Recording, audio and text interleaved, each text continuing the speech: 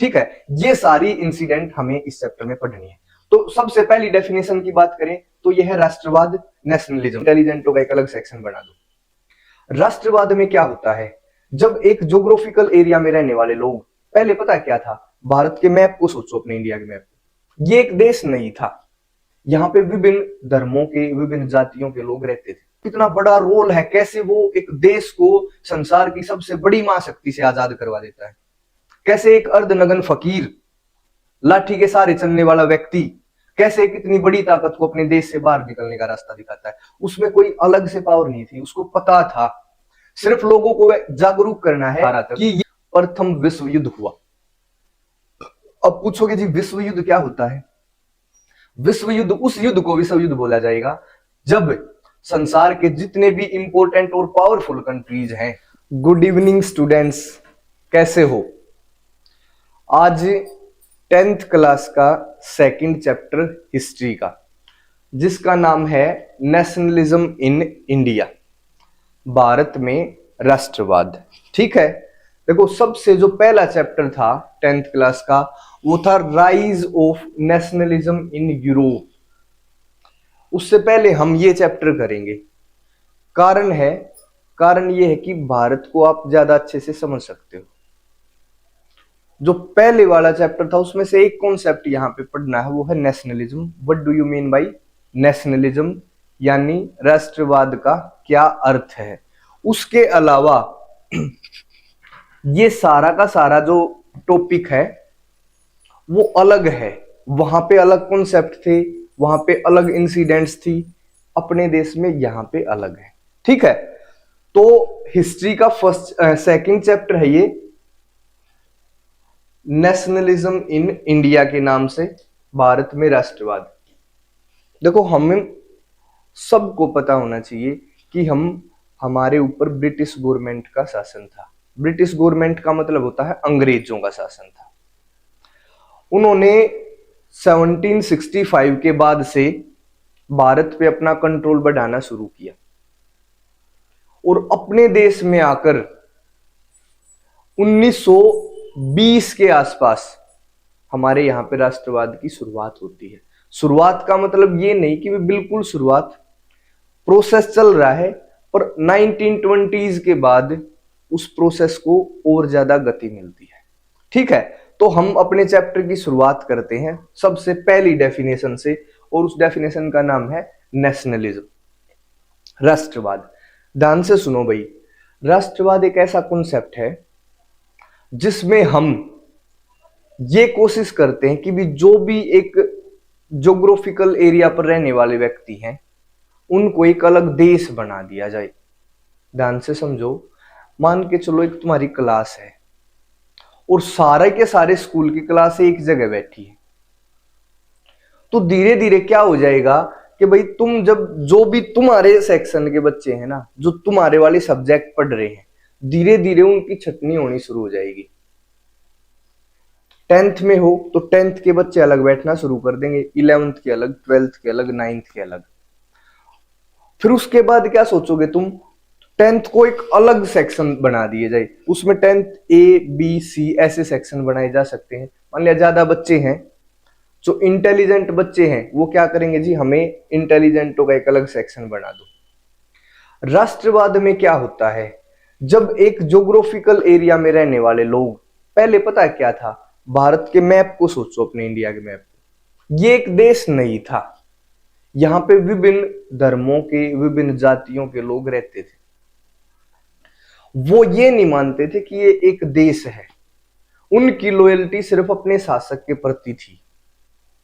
ठीक है, और महात्मा गांधी जी ने सिर्फ एक काम किया है कि इस पूरे देश को, इस पूरे देश के लोगों को, उनमें ये जागरूकता भरी है कि ये पूरा एक देश है। ठीक है, राष्ट्रवाद का मतलब होता है कि भी हम कॉमन, कुछ हमारे बीच में ऐसा है, हमारा एक कॉमन इतिहास है, और हम फ्यूचर में भी क्या चाहते हैं, भविष्य में भी हम ये चाहते हैं कि हम साथ रहें।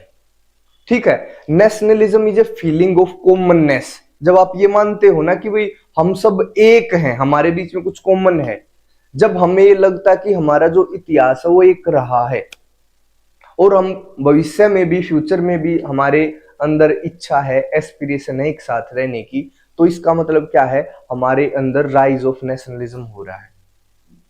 राष्ट्रवाद हमेशा तब होगा जब आप ये चाहोगे कि आपको अलग आइडेंटिटी मिले, जिस जगह पर आपका शासन हो, आपकी भाषा, आपके धर्म की रिस्पेक्ट हो।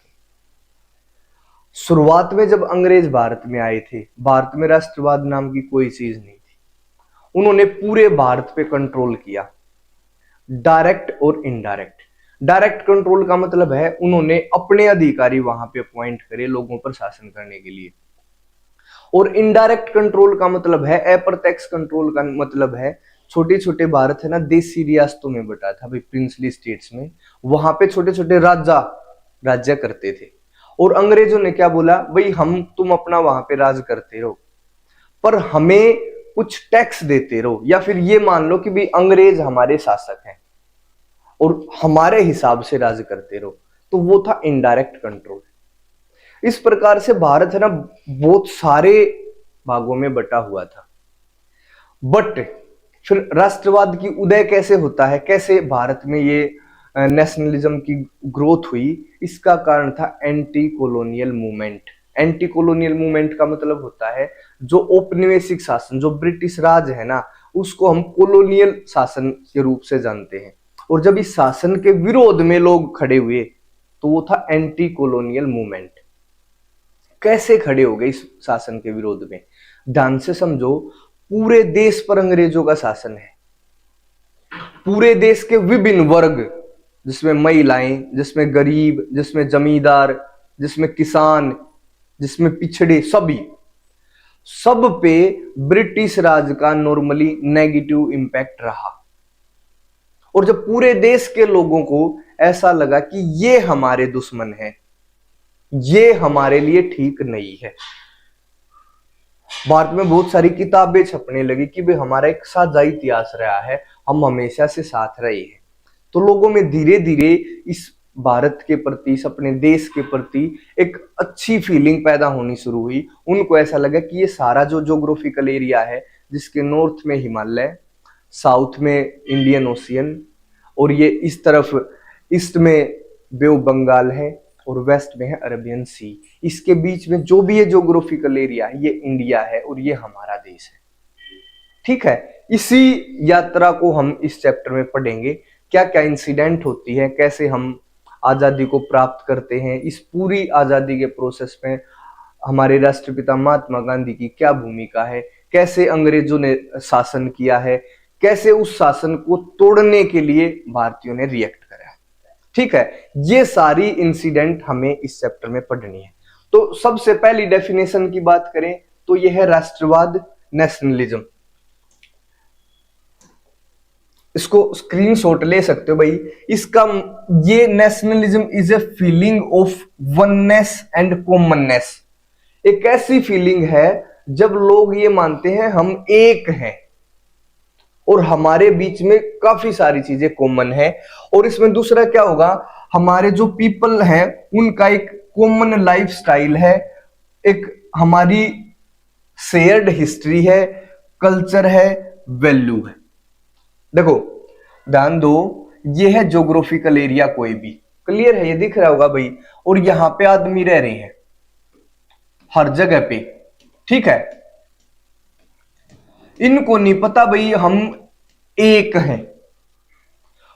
फिर यहां पे किसी बाहरी शक्ति का राज है, मान लिया इस एक और शक्ति आई जिसने इसको कंट्रोल कर रखा है अपने में।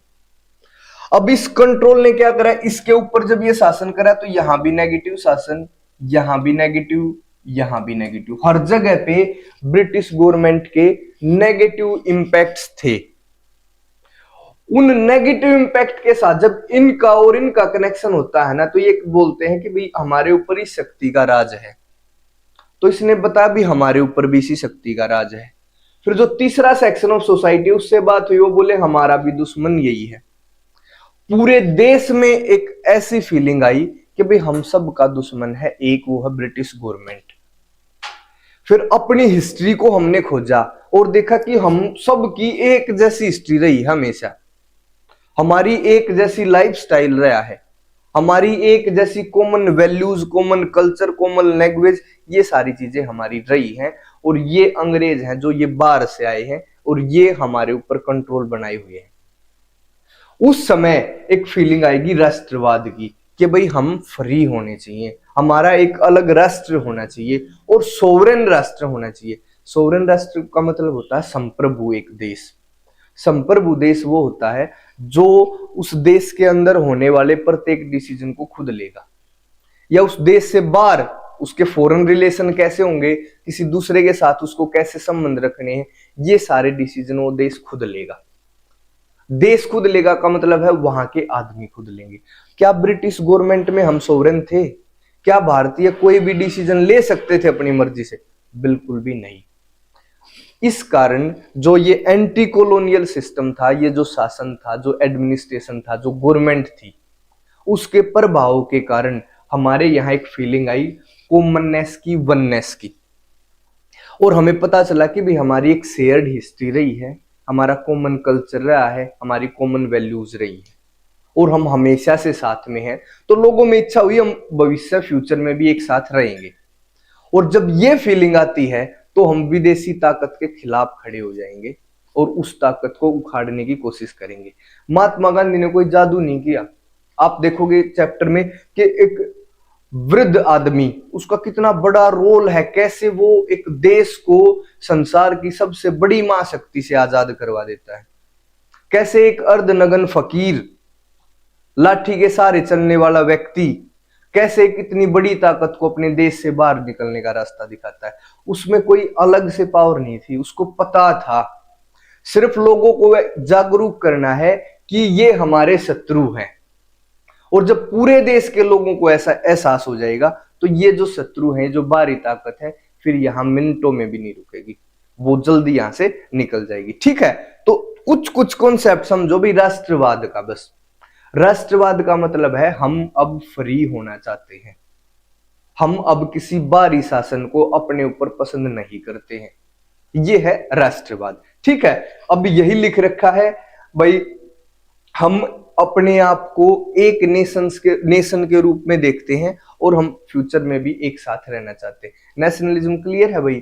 ठीक है, देखो ध्यान दो, कभी मूवी देखते हो या फिर कोई क्रिकेट मैच देखा, भारत और पाकिस्तान का लगाओ, और जब तुम देखते हो ना कितने खुश होते हो अगर भारत जीतने के चांसेस ज्यादा हो तो उस समय ना एक देशभक्ति पैदा होगी, क्योंकि पाकिस्तान उस समय पूरे देश का दुश्मन की तरह है कि भाई इसके साथ हमारा मैच है।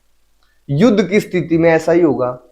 अच्छा, कई बार तो हम मूवी देखते हैं ना, तब भी ऐसा लगता है वो दुश्मन है और हम सब एक हैं और ये हमारा देश है। जब ये फीलिंग होगी तो ये मान लो आपके अंदर राष्ट्रवाद उमड़ रहा है। ठीक है, तो नेक्स्ट पे चलेंगे भाई। ये था नेशनलिज्म, इसका है ना स्क्रीनशॉट ले लिया करो। और अब ये है rise of nationalism in India. ध्यान से सुनो भाई, पिछले चैप्टर की अगर हम एक दो लाइन की बात करें, rise of nationalism in Europe, वहां पे अलग कारण थे। ये जो नेशनलिज्म का राइज होता है ना, इसका कोई ना कोई कारण होगा। भगवान बुद्ध ने भी कहा है हर कर्म का एक कारण है, जो भी घटित होता है वो किसी न किसी कारण के कारण घटित होगा। बिना किसी कारण कोई भी चीज एग्जिस्ट नहीं करती। ठीक है, तो भारत में जो ये राइज हुआ नेशनलिज्म का, उसका क्या कारण था? उसका कारण था एंटी कॉलोनियल मूवमेंट। अभी बताया भी था कि भाई एंटी कॉलोनियल जो मूवमेंट था ना, देखो क्या लिख रखा है, ये लिख रखा है एंटी कॉलोनियल मूवमेंट। क्योंकि जो कॉलोनियल रूल था, जो औपनिवेशिक शासन था, जो अंग्रेजों का शासन था, उसको कॉलोनियल रूल बोलते थे।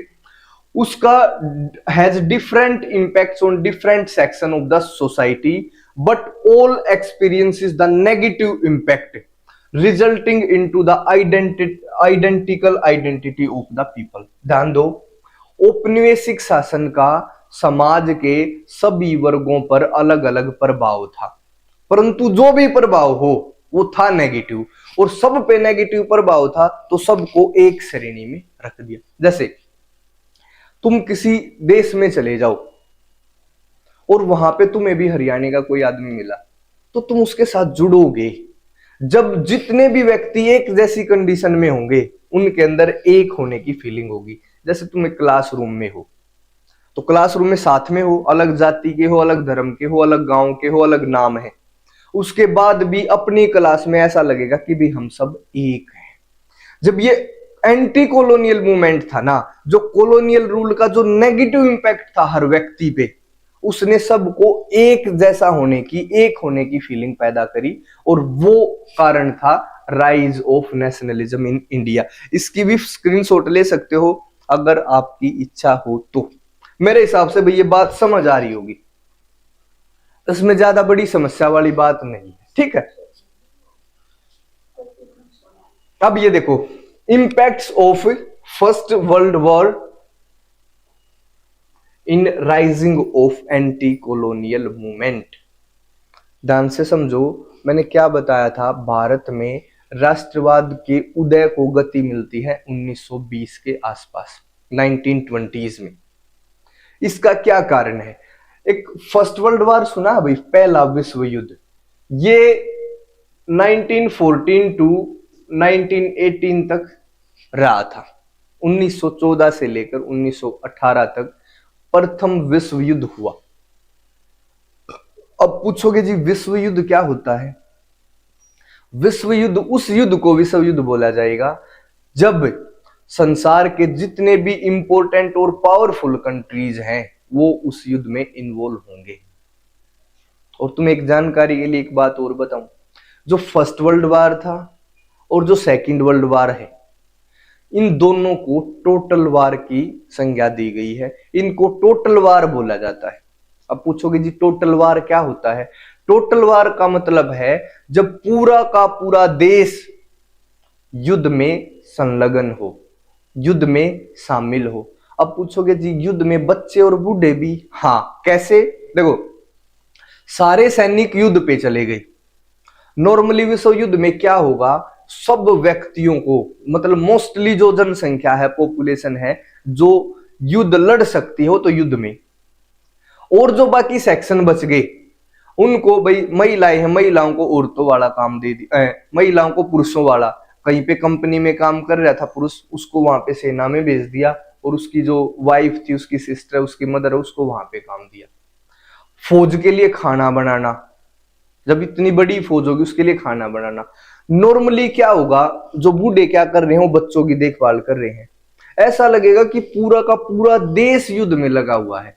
इस कारण फर्स्ट वर्ल्ड वॉर को और सेकंड वर्ल्ड वॉर को टोटल वार भी बोला गया है, सिर्फ जानकारी के लिए है। अब ये है टॉपिक कि भी पहले विश्व युद्ध के भारत में राष्ट्रवाद के उदय पर क्या प्रभाव पड़ा। देखो, हमें ये तो पता चल गया भाई राष्ट्रवाद का जो राइज है इंडिया में वो एंटी कॉलोनियल मूवमेंट के कारण है, ये तो क्लियर है, सिंपल सी बात है। बट ये 1920s में ही क्यों होता है, 1919-20 के आसपास ही क्यों राइज होता है? उसका एक सबसे बड़े कारणों में है पहला विश्व युद्ध।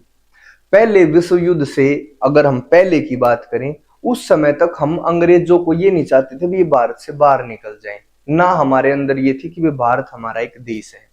हम छोटी छोटी डिमांड रखते उनके सामने और वो डिमांड मनवाते थे। बिल्कुल भी मन में ये नहीं था, हम क्या सोचते थे कि भाई ये हमारे शासक हैं और ऐसे ही रिक्वेस्ट करके हम थोड़ी थोड़ी डिमांड इनसे मनवा सकते हैं। क्लियर है? बट पहले विश्व युद्ध ने ऐसा क्या कर दिया कि भी लोगों की विचारधारा बदल गई। लोगों को ऐसा लगने लगा कि ये बिल्कुल भी हमारे हिमायती नहीं है, ये हमारे दुश्मन है, और जब तक ये देश के अंदर है इस देश का डेवलपमेंट नहीं हो सकता। तो क्या कंडीशन उस समय हुई ये चेक हम करते हैं। एक बार छोटी सी बात समझे भाई, कांग्रेस पार्टी का सबने नाम सुना है 1885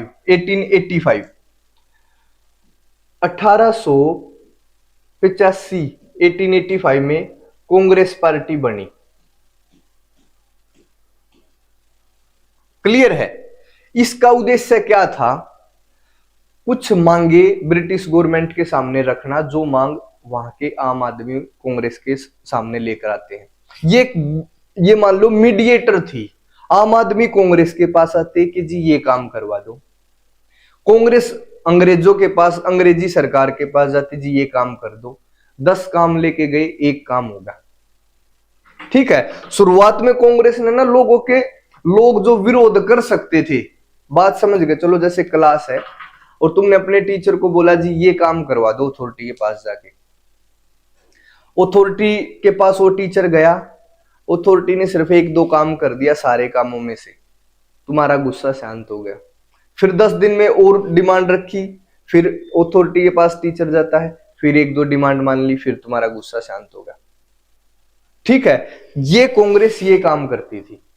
पर बाद में कांग्रेस ने क्या करा, लोगों को ही अपने साथ जोड़ लिया। अब टीचर खुद नहीं जाता, अब टीचर बच्चों को साथ लेके जा रहा है। अब इग्नोर करना मुश्किल है। अकेला जब टीचर जाता था ना, अथॉरिटी उसको मना कर देगी कि नहीं सर ऐसा नहीं करते, पर जब वो बच्चों के साथ जाएगा तो उसका ज्यादा इंपैक्ट होगा। शुरुआत में यहां तक अगर 1918 तक की हम बात करें तो कांग्रेस क्या करती थी, लगभग लोगों की डिमांड लेके ब्रिटिश गवर्नमेंट के पास जाती।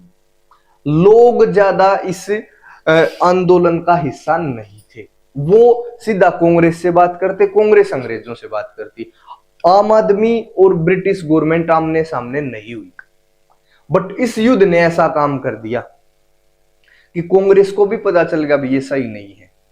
अब कांग्रेस ने क्या बोला, अब हम नहीं जाएंगे, अब सब जाएंगे मिलके। ठीक है, तो क्या कंडीशन करी, जो ये युद्ध था इसने भारत में एक अलग प्रकार की economic and political situation create करी। इकोनॉमिक एंड पॉलिटिकल सिचुएशन का क्या मतलब है, देखो अंग्रेजों ने करा क्या, मैं एक बार बता देता हूं, वही इस पे लिख रखा है। जब विश्व युद्ध हुआ शुरू 1914 में, तो भारतीय अंग्रेजों के साथ थे कि भाई ब्रिटेन की जीत होनी चाहिए। बट इस युद्ध में अंग्रेजों ने क्या करा, जबरदस्ती भर्ती करा लोगों को, फोर्स्ड इंस्क्रिप्शन। इसका मतलब क्या है कि भाई जो भी ऐसा लगा कि भाई ये लायक है, चाहे उसकी इच्छा हो चाहे ना हो, उसको फौज में भर्ती करवाया। इससे लोग दुखी होंगे कि नहीं होंगे, भाई हो सकता है आप फौज में की नौकरी ना करना चाहते हो, आप अपने माँ बाप को इकलौते हो, उसके बाद भी पर उनको ऐसा लगा ना हाँ भाई ठीक है ये फौजी बनने लायक है, तो उसको जबरदस्ती भर्ती करवाया। एक तो ये दिक्कत करी। दूसरी क्या करी, जितना भी युद्ध में खर्चा हो रहा था, युद्ध में खर्चा तो होगा, ठीक है, उस एक्सपेंडिचर को भारतीयों पर टैक्स बढ़ाकर पूरा करा गया। भारतीयों के ऊपर और टैक्स लगा दिए। अब हम तो युद्ध में ब्रिटेन की मदद कर रहे हैं और एक हमारे साथ कुछ अच्छा हो, इसकी वजह वो क्या कर रहे हैं, टैक्स भी बढ़ा रहे हैं। और इसी समय, इसी फर्स्ट वर्ल्ड वॉर के समय कई जगह पे अकाल पड़े। आज के समय सोच के देखो, अगर अकाल पड़ता है तो आदमी क्या उम्मीद करते हैं, भाई सरकार हमारी मदद करेगी, ऐसा ही होता है ना। बट अगर सरकार अकाल के समय आपकी फसल के दाम तो देना दूर की बात, आपके ऊपर टैक्स और लगा दे, तो क्या उस सरकार को आप अच्छी गवर्नमेंट मानोगे? बिल्कुल भी नहीं मानोगे।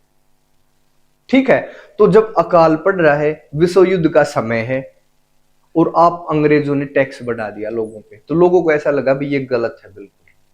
कई जगह भारत में कई एरिया ऐसे थे जहां पे महामारी आ गई। महामारी ने क्या करा, बहुत सारे लोग मारे गए उस महामारी के कारण, बट अंग्रेजों ने कोई रियायत नहीं करी। वहां पे तो कोई आदमी मर गया, उसको शमशान घाट लेके जा रहे हैं, इधर से कोई अंग्रेज अधिकारी आया कि भाई टैक्स दे दो, तो क्या वो अपने हो सकते हैं? तो इसने ऐसी कंडीशन पैदा करी फर्स्ट वर्ल्ड वॉर ने, लोगों की आंख खुल गई कि भाई ये ठीक नहीं है। अदरवाइज है ना, महात्मा गांधी खुद बोलते थे कि भाई ब्रिटेन की हेल्प करो इस युद्ध में, ब्रिटेन एक अच्छा देश है और ब्रिटेन की हेल्प करनी चाहिए। महात्मा गांधी ने लोगों को मोटिवेट करा फौज को ज्वाइन करने के लिए। ठीक है, एक तो देखो इकोनॉमिक एंड पॉलिटिकल सिचुएशन नई क्रिएट करी। यहां देखो इंक्रीजिंग टैक्सेस, ये बताया भाई जो डिफेंस एक्सपेंडिचर था, जो युद्ध में का खर्चा था, उसको टैक्स बढ़ाकर पूरा करा गया, कस्टम ड्यूटी और इनकम टैक्स को इंट्रोड्यूस करके। ठीक है, युद्ध के कारण जो फसल थी, जो खाने की चीजें थे, उनके प्राइस बढ़ गए। हमेशा युद्ध महंगाई लेकर आएगा भाई, और महंगाई लेकर आएगा तो एक जो कॉमन व्यक्ति है उसके लिए जीवन और मुश्किल हो जाएगा। यहां पे लिख रखा, the war led to the forced recruitment, कि भाई जबरदस्ती फौज में भर्ती करवाया गया लोगों को। और इसी समय देखो, इसी समय एक इन्फ्लुएंजा एपिडेमिक, एक इन्फ्लुएंजा नाम की महामारी आई, उस मिलियंस ऑफ पीपल पेरिस्ड, इसका मतलब लाखों की संख्या में आदमी मारे गए, साथ में अकाल भी पड़ा। ठीक है, इन स्थितियों में भी अंग्रेज यहाँ पे क्या कर रहे हैं, हम लोगों से टैक्स लेने की सोच रहे हैं। ठीक है, इसके कारण, इन सारी स्थितियों के कारण जो इंडियंस है वो ब्रिटेन के खिलाफ होना शुरू हो गए। क्या ऐसी सिचुएशन में लोग खिलाफ होंगे या नहीं, आप सोच के देख लो। ये इसका स्क्रीनशॉट ले लिया भाई सबने। ये वो रीजंस है कि भी पहले विश्व युद्ध ने कैसे एंटी कॉलोनियल मूवमेंट का राइज भारत के अंदर करवाया। सबसे पहली लाइन लिखोगे, जो फर्स्ट वर्ल्ड वार है देखो डिटेल में पढ़ना है, एक बार में ही ऐसा पढ़ लो, बार बार फिर पढ़ने की जरूरत नहीं होगी। सारी की सारी स्टोरी है, सारी की सारी, और इस स्टोरी को समझना है। स्टोरी को याद करना आसान होगा हमेशा। जो भी ये बोलता है कि भाई एसएसटी में रटना है, याद करना है, बहुत ज्यादा याद करना है, कुछ डेट और कुछ नाम को छोड़ दो, वो तो हर जगह पे। बताओ, क्या फार्मूला मैथ में याद नहीं करना, फिजिक्स में याद नहीं करना, केमिस्ट्री में कुछ चीजें नहीं याद करनी, कहां पे याद नहीं करना होता, वहां भी इतना, यहां भी इतना ही याद करना है। उसके अलावा सारे के सारे कॉन्सेप्ट हैं, और कॉन्सेप्ट भी कैसे, जिसकी स्टोरी है कोई ना कोई। पूरे इतिहास में एक भी ऐसी घटना नहीं होगी जिसके पीछे कोई कारण नहीं है, कोई कॉन्सेप्ट नहीं है। ठीक है, भारत में एंटी कॉलोनियल मूवमेंट शुरू हुआ, उसका एक कारण था पहला विश्व युद्ध। इसमें बताया कि भाई पहले विश्व युद्ध ने देश में एक नई आर्थिक तथा राजनीतिक सिचुएशंस पैदा करी। इस युद्ध से पहले भारत के लोग अंग्रेजों को अपना दुश्मन नहीं मानते थे। वो सिर्फ क्या करते थे, छोटी छोटी डिमांड लेकर जाते और अपनी डिमांड मनवाने का उनका काम था।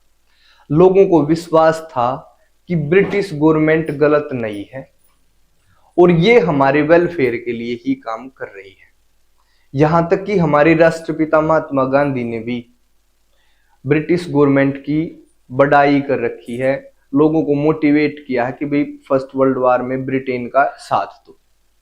बट इस युद्ध में कुछ ऐसी नई नई सिचुएशन पैदा हुई जब महात्मा गांधी के साथ साथ पूरे देश को ऐसा लगना शुरू होगा कि भाई ब्रिटेन जो शासक है हमारे वो सही नहीं है। जिनमें से पहला कारण क्या था कि भाई इस समय जो वार का, डिफेंस का जितना भी एक्सपेंडिचर था उसको भारतीय खजाने से लेने की बात करी, और उसको बढ़ाने के लिए, भाई एक्सपेंडिचर है तो खजाने में ज्यादा पैसे होने चाहिए, उसको अगर आपको एक्सपेंडिचर को लेना है तो टैक्स बढ़ाई, कस्टम ड्यूटी बढ़ाई। इसका इम्पैक्ट लोगों पर नेगेटिव पड़ा। साथ में ये ऐसा समय था कि भाई युद्ध के कारण फसलों के या खाद्यान्नों के या जो कंज्यूमर, डेली कंज्यूमर की जो वस्तुएं थी उनके दाम बढ़ गए, और दाम बढ़ने से जो नॉर्मल आदमी थे, जो गरीब व्यक्ति थे, उनके लिए जीवन और भी ज्यादा मुश्किल इसने बना दिया। साथ में भाई फोर्स रिक्रूटमेंट, जबरदस्ती सेना में भर्ती करवाना, और उसके साथ साथ ध्यान दो भाई फूड की शॉर्टेज हो गई, अकाल पड़ गया, और साथ में एक महामारी। मिलियंस ऑफ लोग इस अकाल और इस महामारी का शिकार बने। बट उसके बावजूद भी अंग्रेजों ने लोगों की मदद करना उचित नहीं समझा।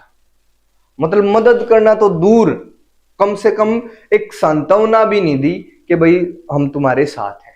इन सिचुएशन में भारत में एक इस तरीके की लहर दौड़ी कि भाई ये जो ब्रिटेन की गवर्नमेंट है ये विदेशी है और ये कभी भी हमारे नहीं हो सकते। आप सबको भी पता है कि जो दुख में साथ नहीं वो फिर साथी नहीं है। सुख के साथी सब जगह मिलेंगे, जो आपके स्ट्रगल में, दुख में साथ नहीं है ना, समस्या है वहां।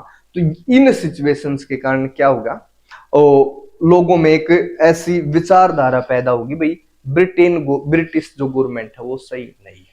ठीक है, इसके बाद की जो स्टोरी है वो नेक्स्ट क्लास में शुरू करेंगे। तब तक के लिए थैंक यू, बाय बाय।